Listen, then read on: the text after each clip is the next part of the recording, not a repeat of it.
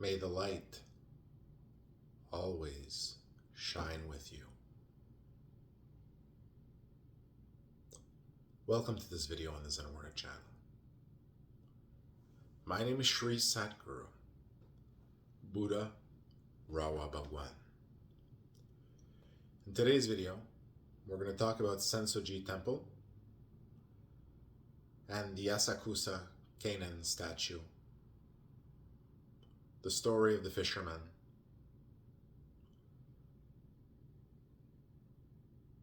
so I hope this interests you, and if it does, well, you're going to maybe learn a couple things about this story.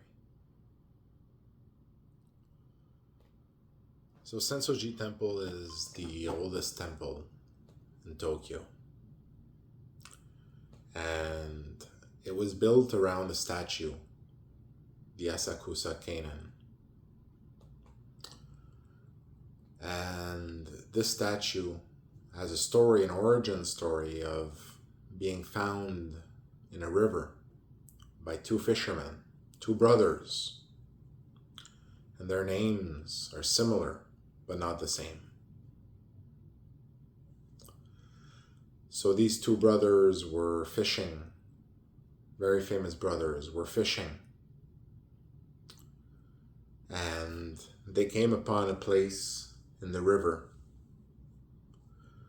where they caught in their net a statue, an object, a statue. And they tried to throw the statue away, but they were not able to get rid of it. The statue basically became attached to them. And they brought the statue back to their village when they came back from fishing.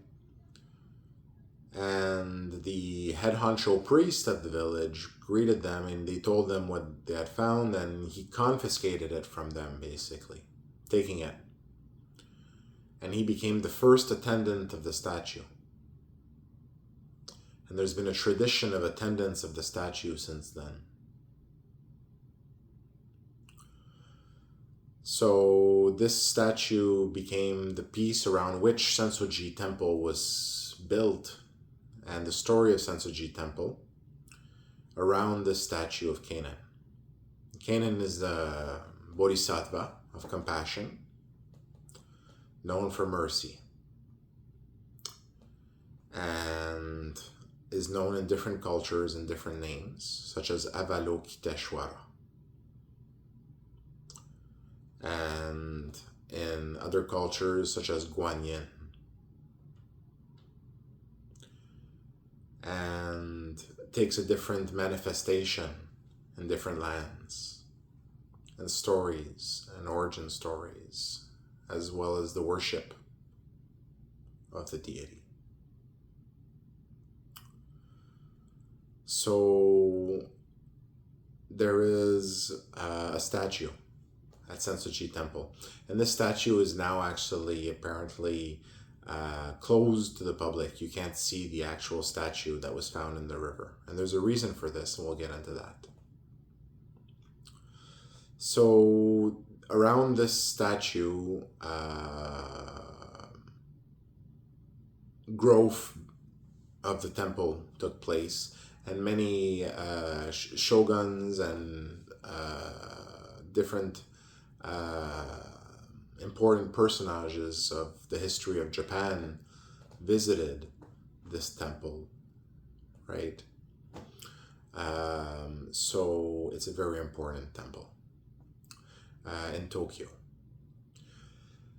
So the statue is the center of the temple. Now what happens is that there are many stories of statues found in rivers, okay? Some specific stories. And another story, for example, is the story of Dwang Porn Satorn, right? The Thai story of the Thai Buddha, three statues, the three brothers who were found floating in the river, right? And went to different places. And there is the statue of Kannon, which was found in the river, right? in the middle of the river. So you can ask yourself, why was this statue in the river, right? Well, the rivers are known as places of life, yes, the water, but also places from which things come and from which go away, right? And they sometimes stop at your place, right? So things are coming from downhill the river, right? Whether that be pollution in the modern day or anything else, okay? And things are also going away from where you are on the side of the river too, okay? And in the traditions of magic as well, you would put something on the river and let it go away, right? Go down the river somewhere else's problem, swept away on the river to go land somewhere else, or just continue on the river, right? So the river is a place where you can get rid of things, and you can also bury things in water, right? So bury or bring or put them downstream. So there are different stories of Buddha's statues that were found in the river, right? And these are stories of, like Loing's Porn Sotorn, okay, was a demon who was captured inside the statue of Loing Porn Sotorn, that statue of Buddha, what's called, and the three brothers which were captured as well, the three brothers total. So in the same way in Japan, the Kannon statue also had a demon within it, okay? So what happens is this demon is the reason that the statue became attached to the two fishermen, and that they couldn't get rid of it, because it put it used its magic so that they couldn't get rid of they couldn't get away from the statue. So they had to take the statue with them, right? So it's a statue that is contained within the statue, but has power to influence outside the statue, right? Which has consciousness within the statue. So it's not in a status state. It's not a frozen state. It's in an active state within the statue, as these kinds of demons can be frozen and powerless, or they can be so powerful that they can use their power from inside the statue and affect outside the statue. So depending on their power level, this being in the statue limits their power, their ability, right? Except if they grow, for example, into a deity of the Dharma, right? As the statue also limits their effect of how far they can use their power. So they couldn't. So in this case, the Kannon statue could use his power, but only to a short range, and that's why it was in the river. But what happens is God sent the two fishermen to find him, right? So the two fishermen found him, and he used his power to attach himself to him, and it was part of his journey to learn and understand that it was not him that freed himself, but it was God that freed him from being stuck in the middle of the river, right? Underwater, stuck in a statue. So this is a demon being that is inside the Kannon. And this was discovered by a monk in the story of the Sensoji temple, who discovered through spiritual experience, developing spiritually, that inside the Kannon statue there was a demon. So this was scary to that monk, and they basically decided at that point to hide the statue from public view and to basically lock it up behind lots of locks so that no one would go disturb it, but also that it would be left in the dark. It's a kind of two ways of seeing it, you know. From the side of the perspective of the statue, it's being left in the dark, right? Not able to see the air, kind of trying to lock it up in that way, although that doesn't really work. And then the other perspective is so that it won't be disturbed, right? Because they basically were frightened of the power of the being within the statue.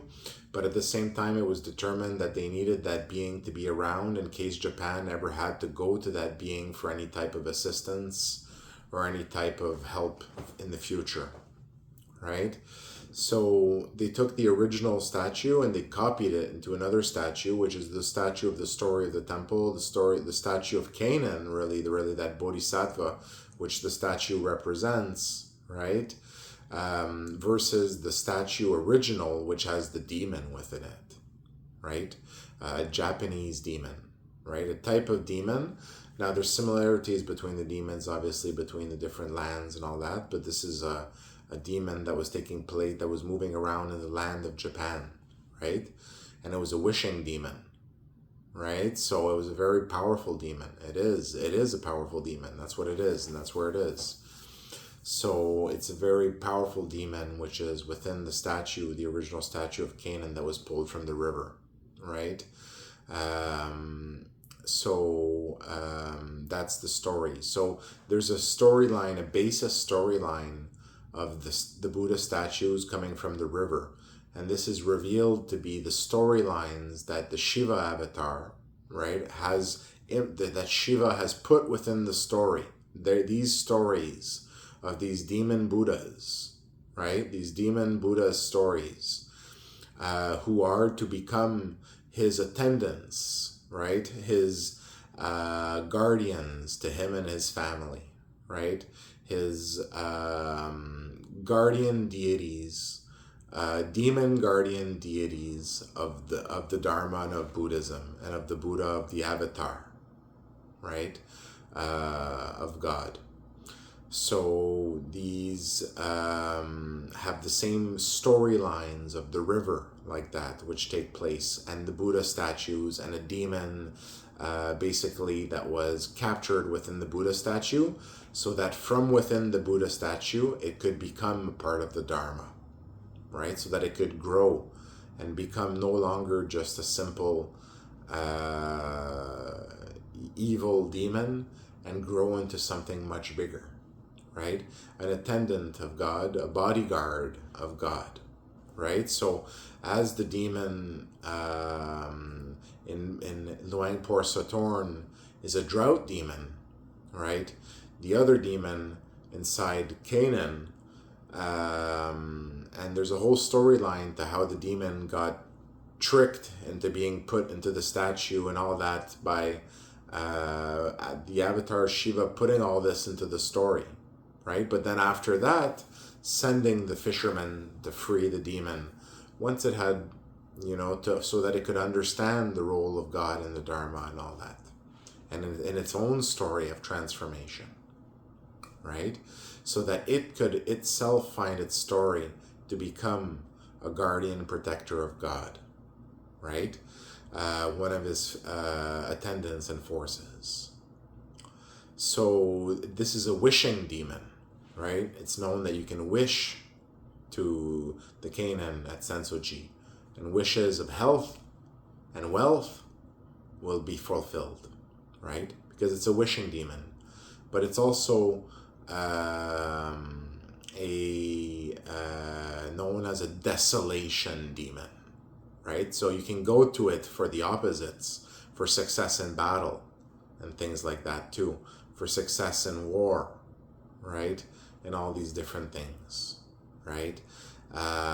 You can go to it for different elements, right? So it is one of the forces and powers of Japan, which is this demon, which is enshrined at Sensoji Temple and kept behind the gate, behind locked doors, right? And Japan can go to it in time of need for any assistance it requires. And anyways, this demon, this being which is within the Kannon of the story of the river, right? This wishing demon is one of the guardians of God. So as God is a temple and resides within a temple, God is also a temple. And his temple, right, has many guardians and attendants. And one of the ways of visualizing it is that these Buddhas of the river, right, are the two storylines of his two guards at the gate of his temple, right, in the approach to God, his two bodyguards, right? Luang Por Satorn, right, a demon deity of the Buddha, of the Dharma, right, and the Kannon, right, at Sensoji, right, a wishing demon, right, who grows to itself be a demon guardian deity of Buddhism and of the Dharma, right, who have contributed to the evolution and growth of Buddhism, right, who have become a part of the story of Buddhism, even though they started as lowly, simple demons. And why did they become a part of Buddhism? Because they were chosen for this part by God, by Shiva, who did these things in its story, capturing them and then freeing them, to teach them the Dharma, to teach them the way of the Buddha, right? And to bring even the forces that seem adharmic, right, against Dharma, against the Buddha, and to bring them to the side of the Buddha so that they also may join the legions of Buddhism. So this is the story of the Kannon, which contains a demon and a monk that realized this in the story of the temple and locked it away so that people would not encounter the demon, and because knowing also that a wish demon, right, a wishing demon, a desolation demon, a genie demon, right, is a very powerful demon that should be approached with care, right, in times when it's absolutely necessary. And yes, it is part of the story of the land and of people wishing for the wishes, but it is understood that if you take a wish from a wishing demon, you're going to have to give it back, right? There's going to be a reverse consequence somewhere, right? So there has to be an understanding and a way of respectfully approaching that type of being, right? So this is why, out of fear for the being within the statue was locked away, and a version of the statue was made so that people could worship, so that it could be done more safely as a process, but that within the temple, the power of the demon within that statue stays there and resides there within those gates, within that locked part, right? In darkness, but also free, right? So it is a contradiction in that way. So this is a part of the stories of Japan, part of the demon stories of Japan and the Buddhism stories of Japan, right? And the story of Japan who, in this demon deity of Japan, in this version of Buddha, of Buddhism, is a protector deity of Buddhism, right? And of God, right? One of the guardians that stands at the gate, at the door, right? Protecting him and his home, protecting the temple, right? So you can see that Shiva put in place these stories so that these demon guardian deities could become his attendants and grow into his attendants and have their place in the story of the Dharma. Thank you for listening to this video on the Zen Warrior channel.